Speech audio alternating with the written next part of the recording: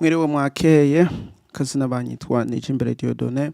Karibu kuri Ukuri Kwanone podcast episode 2.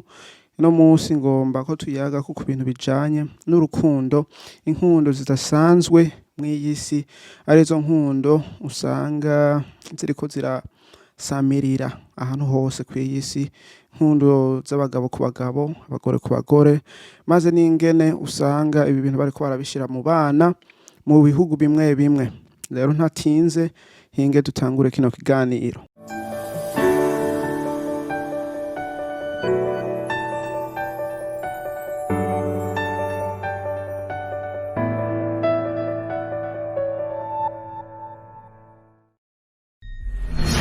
Rero ibi bintu wokwibaza ngo ati none vyatanguye gute? Ibi bintu vyatanguye kuva kera. Uravye ni muri Bibiliya, Imana yarakuyeho ibihugu bibiri kubera ibi bintu. Rero n'ubu vyagaruce kandi vyagaruce mu bwinshi, ni ibintu biteye ubwoba. Rero wovuga ngo ati none wewe uri ngaho usanga nta nakimuzi, usanga ibintu nawe usanga aho ubona ku bandi bantu, umva wo vyifatamo gute? Rego biragoye kuvyifatamo kubera ni ibintu uri umuntu uvuga ngo ati kurikira Imana, aho uvuga ngo ati jewe ndazi yuko Imana yaremye abantu babiri kw'inosi, urukundo ruri mu bantu babiri badahujije ibitsina. Urumva biragoye kwemera ukugomba gutahura ivyo bintu kubera n'ibintu bigoye gutahura. Kandi kenshi ibi bintu uriko urabiraba ni ibintu bitangura yaho abantu bahunze, aho bibagiye Imana. Kubera iyo abantu batanguye kwibagira Imana batangura kwiyemera, kwiyumva, ugasanga bariko barakora ibintu nyene bibanezeza, aho bintu bigendera ku murongo wabo bakibagira amagendero y'Imana, amabwiriza y'Imana, aho ijambo ry'Imana ugasanga bariko barakora ivyo bigombera. Naho toba ari ibintu vy'inkundo, hariho n'ibindi bintu usanga abantu bakora kubera Imana bayishize kure. Mugari no sindaje kuvuga ibintu vy'Imana, ahubwo ndaje kuvuga kw'ibintu vy'urukundo, vy'inkundo by'abantu babiri, abagabo ku bagabo, abagore. Ni ibintu bagomba kutwemeza yuko ari ibintu bisanzwe, cane cane mu bihugu nyene vy'amahanga, ugasanga ni ibintu nyene bisanzwe ukavyakira uko nyene, kandi ubivuze ko nawe ugasanga nawe uriko uriteza ingorane.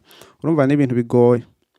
Hariho ibihugu bimwe bimwe nyene vyo muri Afrika bigwanya ibi bintu, kandi ni vyiza kubera ntiwokwemera ibintu bitumvikana. Mugano ugaca usanga biragoye kubera iyo bone bagomba y'isi igenda, bagomba ko isi yose aba ari yone ija, ntibagomba ko basiga abantu aho ko basiga ibihugu. Rero uca usanga bigoye ku bihugu bimwe bimwe. Ingene bavuga ngo ati hariho abantu bavutse bameze uko, hari abantu bakuze bameze uko, ni ibintu bisanzemwo, ni ibintu nyene bumva biri muri bone. Nk'uko wewe wiyumva uri umusore, nawe wiyumva uri umukobwa, nabo biyumva uko kundi ko bakunda bagenzi abo. Rero n'ibintu kweri bigoye gutahura, mugani ni ingwara, kuko twese turazi yuko uri umuntu akurikira Imana, twese turazi yuko Imana yashizeho abantu babiri kw'isi. Nta kuvuga ngo ati ngo yashizeho ngo abantu babiri ngo bazohitemwo ivyo bishakiye, yabisizeho, ahubwo yabisizeho kubera imenye ibi bintu nivyone bikenewe, kandi nivyone bizotuma abantu baramba kandi babaho kw'iyisi mpaka. Si ibintu yashizeho ngo ati ngo umuntu uwo ari we wese ngo yiyumvire gukunda mugenzi we nk'uko wewe wokunda umugore, aho umugabo uri umugore. Urumva ni ibintu dukwiye gutahura, kubera ibi bintu nta muntu yobivukana, kubera yaho umuntu yobivukana tuba twabibayemo kuva kera. Mugani n'ibintu biduga uko isi itera izunguruka, ni ibintu bashira mu bantu uko isi itera izunguruka. Ubu biramaze kugera ahantu hose, nta na hamwe bitaragera. kandi bizoguma biduga mpaka bishitse ahantu nyene babona bagomba ko bishika, kubera ibintu bariko barashiraho si ivyabo nabo nyene, ahubwo ni shetani nyene abibashiramwo, ashira mu bantu, abantu nabo bakabishira mu bandi, ugasanga abantu baribagiye inzira kuri.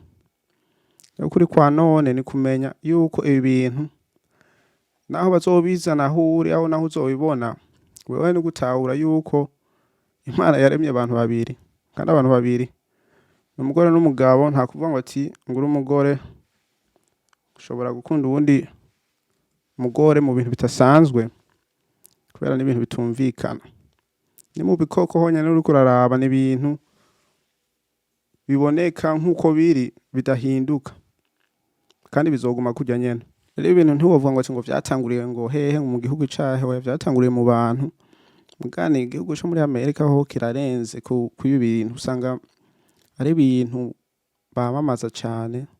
Ubu ni mu bana usanga babibashiramwo, ugasanga ku mashure hari abantu bagenda bakabibigisha mu bitabo, mu ma-TV, mu buryo busigo nyene baza bararaba abana, ugasanga ni ibintu bashizeho, ugasanga ibintu baza bararaba byose birafisemwo utuntu nyene two kuza turabahindura buke buke, tuvuga ko ku bintu nyene bijanye ko umuntu ashobora gukunda uwundi muhungu atangorane, bakabereka nyene utuntu twishi tuza turahindura ubwenge buke buke, kubera ntibabigushirako cane, babigushirako buke buke. Rero n'umwana usanga ibintu vyinshi babigusizemwo, uzovuga ngo ati ngo ni ibintu wakuranye, wakuze ngo umeze uko ngo ukunda abahungu, naho ni ibintu wagiye urabona, urumva, ukibaza ngo ati nivyo, urumva baza baraguhindura buke buke. Rero ino mu bihugu vyo hanze usanga ari ibintu biri bisanzwe, usanga ari ibintu bikorwa kandi vyemegwa. Rero umuntu nawe ubigwanya, hariho usanga uri mu ngorane, uriko uravuga ati ivyo bintu ntavyo ndemera, ivyo bintu ntavyo ntahura, kandi singomba ko vyobaho ni kubaho. Usanga umenga nawe uri umuntu mubi, uriko urabivuga uko tangwe kuvuga ngo ati Imana yaturemye uku nuku, ugasanga nabo ntibabitahura, ubwo muriko muragwana umenga ibi bintu vyamyeho n'ibintu nyene bisanzwe, naho si ibintu bisanzwe. Urumva babigushiramo buke buke, ugasanga n'amategeko y'aho hantu arabashigikiriye ku ivyo bintu vyabo, usanga bigoye ni kubigwanya, kandi bigoye kugwanya, uca usanga nyene nawe ata jambo ufise, atana kimwe ushobora kubivugako, wewe nyene ukaba mukuri kwawe, ugakurikira inzira yawe, ivyo bindi ukabibona nk'uko bisanzwe. Mugani biragoye kubifata nk'uko bisanzwe, kubera nawe bazoza kubigushirako, abo babikwemeze, ufise nk'abana ugasanga kw'ishure bariko barabigisha ibintu nyene bitaza ntibize, ugasanga biriko birandukira abana bawe, kandi nawe atari kubone wabigomba, mwese usanga bigoye. Mu bihugu vyo muri Afrika cane cane barabigwanya, nko muri Uganda barabigwanyije, n'ibihugu vyinshi nyene vyo muri Afrika biriko biragwanya. Mugani urabona nta Amerika ntizoreka kubigira, kubishira mu ivyo bihugu, naho bizogenda gute bazokwama bagomvye ko babahangwa ati freedom, babaha ubwigenge ivyo bihugu, kubera ni intuzenya, ni ibintu n'ubwigenge bw'umuntu, nk'uko ari ubwigenge nyene bw'umuntu ko kwisanzura, kwiyumva uwo ari we, kuvuga ngo ati ngo arashobora gutambuka kw'isi atangorane. Urumva rero bazovuga uko nyene, ugasanga ni ibintu bashize nyene kw'isi nzima atangorane. Mugani ivyo bintu bizokwica vyinshi, bizosanga vyishe iterambere ry'abantu, kubera twese turazi ko ata mugabo n'umugabo bashobora kuronka abana, aho umugore n'umugore ngo bashobora kuronka abana. Ibi byose biza ku bunezero gusa, aho ku buntu uzenya bw'abantu, ntibiza ngo ati ngo biriko birafasha ngo abantu, oya, ubwo ni kugabanya aho kuhindura ingendo, imitima y'abantu, ugasanga ibintu vyinshi bizopfa imbere, ibintu vyinshi bizogenda nk'uko ubone bagomba kubigenda. Abo bantu bafise nyene intuzenya, bafise power, bafise ijambo rikomeye kw'inosi, co bagomba gushika ku cone bazogishikako. Kandi uravye nawe uzosanga nawe vyaguhitanye utabizi. Rero wokwibaza ngo ati ni kubera iki ibintu none biriko biraba? Kubera iki ibintu biriko baraba? Ni kubera bagomba ko biba? Shetani burya hari ibintu vyinshi agomba kugwanya. Rero agomba kubigwanya aca mu buryo bwinshi kandi ugasanga abantu barahumye aho baragize barahenzwe mu buryo nabo nyene badashobora kumenya. Kubera muri iki gihe ni igihe co kunezerwa gusa, si igihe co kuvuga ngo ati ngo ubuzima n'ubu, oya ahubwo abantu bose barondera kunezerwa. Ari kunezerwa gusa usanga ibintu vyinshi biriko biraba, hari ibintu bishira abantu mu nzira mbi. Kubera ntiwovuga ngo ati kubera ubwa mbere na mbere turamenya ko umugabo n'umugore intumbero ni kuzuza iyi si.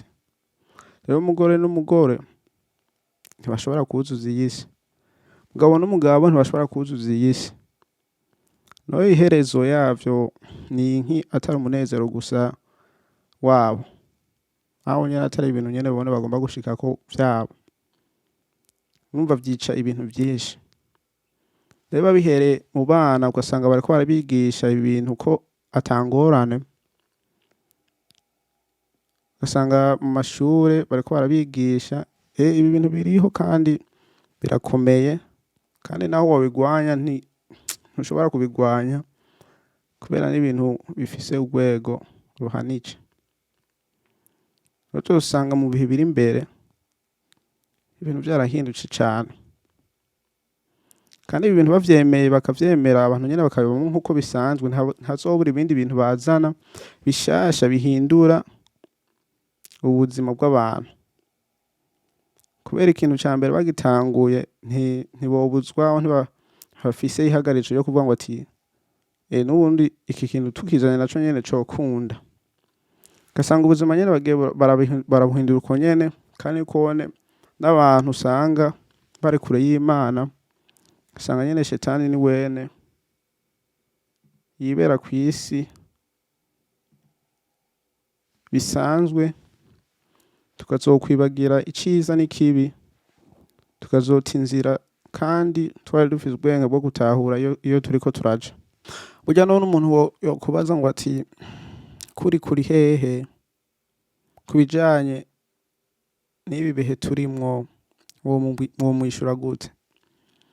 Kubera ibintu vyinshi tubona benshi babifata nk'uko ari ukuri kwabo, kubera nta principle, nta bintu bahagarirako. Uri umuntu w'Imana uhagarira kuri Bibiliya ukavuga ngo ati jewe ko Bibiliya igenda uko ibivuga ko ni ukunyenda bikurikiza. Mugabo uri umuntu udakurikira Bibiliya udafise ico uhagarirako, biragoye kuba mw'iyi si ntibaguhindure aho ntibagushiremwo ibintu nk'uko utabigomba ko babigushira, kubera usanga bitagoye cane. Mugabo ufise ikintu ugenderako usanga bigoye. Uvuga ngo ati je mpagaze aha ankwirikiza ibi n'ibi, urumva ivyo bindi muriko murazana ibintu bitabaho. Mugabo uri umuntu udafise ikintu uhagarirako, usanga ikintu cari co cose bazanye ucemera. Rero si kuvuga ngo ati ngo ibintu ngo ni wewe uvyemera, oya. Ibintu nawe uzobibamwo bisanzwe, kubera uzobifata nk'ukuntu bisanzwe, ata jambo nyene woshobora kubivugako, ukabona nyene uko nyene amategeko nyene abashigikira abo bantu. Urumva uzosanga nawe utashobora kubihagarira, udashobora kwihagararako, ukavuga ngo ati je ibintu ntavyo ndemera biki n'ibiki, kubera uba ufise ubwoba bwo gutinya ngo ati wavugira ingorane. Kubera ibintu babizana nk'uko umenga ni ibintu vyamyeho, kandi ni ibintu twese dukwiye kwemera. Nawe utobibamwo mugabo uvyemere, umenye ko biriho kandi bisanzwe. Nico gituma mvuga ngo ati umuntu uwo ari we wese kw'isi akwiye kuvuga ukuri kwiwe, akwiye gufita iranga rimuranga, akwiye guhagarara ku bintu agenderako, nyamba ari Bibiliya, nyambari principles ziwe nyene zo mu buzima avuga ngo ati jewe ibintu navyo ndorenga kwiye kugira ingene agenda kw'iyisi kubera ibihinduka ni vyinshi kandi bizoba vyinshi mu bihe biri imbere ukwiye kwitahura hakiri kare. Gusa nyene akantu je ndagomba ko twese twogenda dutahuye, wewe nanje twogenda dutahuye kuri ibi bintu biriko biraba, kuvuga ngo ati abahungu ku bahungu, abakobwa ku bakobwa, ugomba gutahura yuko ibintu vyose biriko birahinduka, burya se abantu babihindura biva ahandi hantu, kandi kubera ko ibintu babishira mu bantu badafise impamvu. Urashobora kumenya ko ibi bintu biriho kandi ntubitahure. Burya inzira za shetani n'inzira nyene zo kubesha abantu, zo kuzimiza abantu, kubashira kure y'Imana, kubashira mw'iyi si bakanezerwa, kubera burya ubaye mw'iyi si utakwirikira ikintu kikuranga ugenderako, biragoye ko discipline wokwihagarako ku bintu bimwe bimwe. Nk'ivyo bintu biriko biraba ugasanga bariko barabishira mu bindi bihugu, ugasanga bariko baravyamamaza cane ngo ati n'ubwigenge bw'abantu, n'abantu bavutse uko nyene ntiwobahagarika ngo ibiki n'ibiki. Urumva n'ibintu biteye ubwoba, kubera ubu ndibaza mu mashengero amwe usanga bavyemeye yuko bagira n'ubugeni. Ivyo bintu vyaramaze no kwinjira mw'ishengero, kubera yaba ari ahandi ho bavyemera uko nyene bikaba uko nyene, mugani nabo bagomba yuko nyene bobaho bisanzwe nk'uko umugabo n'umugore babayeho nyene, tukabifata nk'ibintu bisanzwe, mugani si ibintu bisanzwe. Rero nawe aho uherereye hose ni kumenya yuko isi iriko irahinduka, kandi ibintu bizohinduka buke buke. Utagiye urabiraba udafise ikintu nawe kikuranga ugenderako, simvuga ngo ati ngo uzozimira, ahubwo ni kubigwanya ivyo bintu uzosanga bigoye. Burya ingorane ziri muri twese, mugani dushobora kumenya ngene tuzakira n'ingene tuzigwanya. Ego.